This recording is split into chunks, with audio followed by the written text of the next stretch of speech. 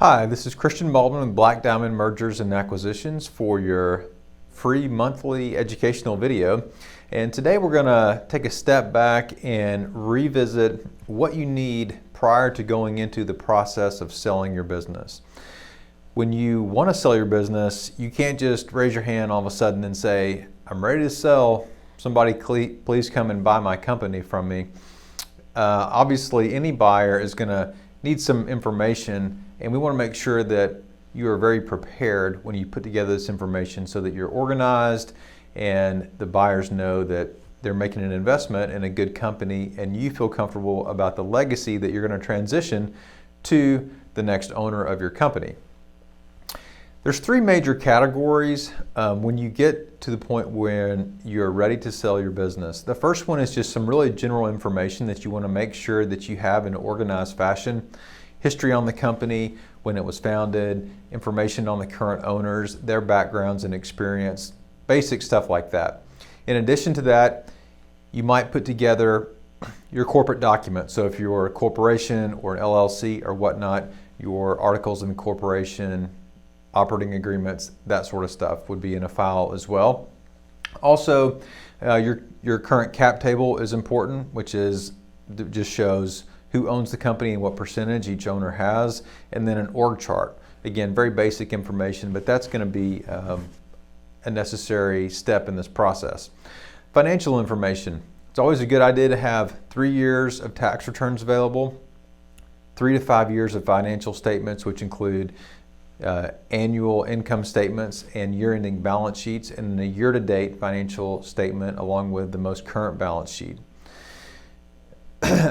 Also, on the financial side, it's important to go ahead and include sales by customer and segment.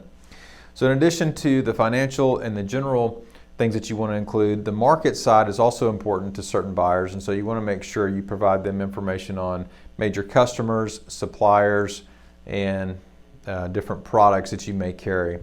Other than that, if you have competitive information, that's also going to be something that would be really valuable for somebody to take a look at. So those are the three broad categories. Now, if you really want to get a head start on this and even go into greater detail, you can put together your own due diligence package, which could be upwards of 100 or more items that can be very organized and professionally done over time. Sometimes that takes longer, up to a year or more, to get that in a good spot. But these are really just the basic components of what you're going to need before you sell your business.